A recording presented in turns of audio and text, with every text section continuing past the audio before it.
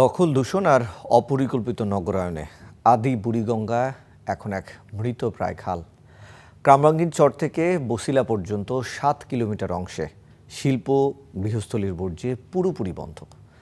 যেটুকু টিকে আছে তার পানিতে দ্রবীভূত অক্সিজেন কমেছে আশঙ্কাজনক হারে। এতে জীববৈচিত্র্য বিপন্ন প্রায়।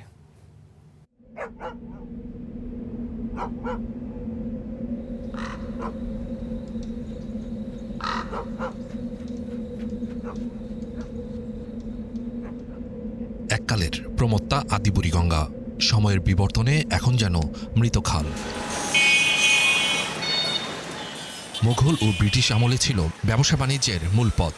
দখল দূষণে এখন অস্তিত্ব সংকটে। কামরাঙ্গীর চর, লালবাগ, আজিমপুর হয়ে রায়ের বাজার পর্যন্ত বিস্তৃত ৭ কিলোমিটারের এই চ্যানেল। বছরের পর বছর ধরে এখানে ফেলা হয়েছে হাজারিবাগের ট্যানারি ও আবাসিক বর্জ্য। পচা পানিগুলো, নর্দমার পানিগুলো এখানে আসা জমা হয়। জমা হইলে মনে করেন ময়লা জমা, এই পানি মনে করেন পচা গন্ধ ছুটে জায়গা। ময়লা পানির কারণে মশার উৎপাত বেশি। আমাদের নদীর পাড়ে যারা বসবাস করি, মশার অত্যাচার অনেক সহ্য করতে হয়। মাছ এখানে কী করে থাকবো? আর 10 বছর আগে কি আরও মনে করেন 10 থেকে 15 বছর আগে এখানে মানুষ সবাই গোসল টোসল করতো।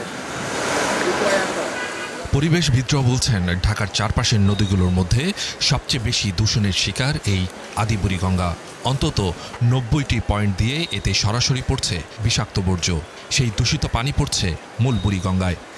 নদীর যে পানির গুণগত মান, সেই বিবেচনায় তাকে কোনোভাবে আর জীবন্ত নদী বলা যায় না।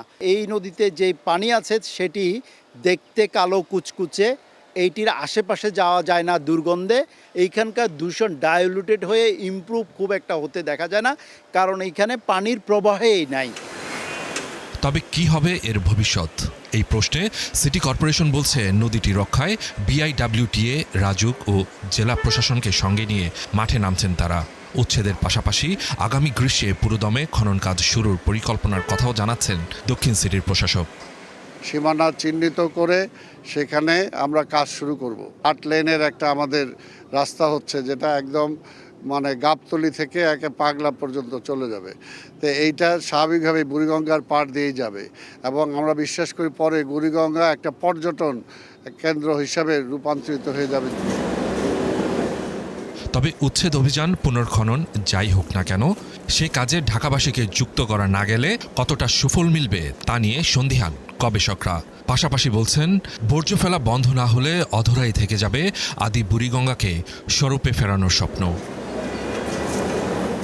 Suman Mahmud, star news, Dhaka.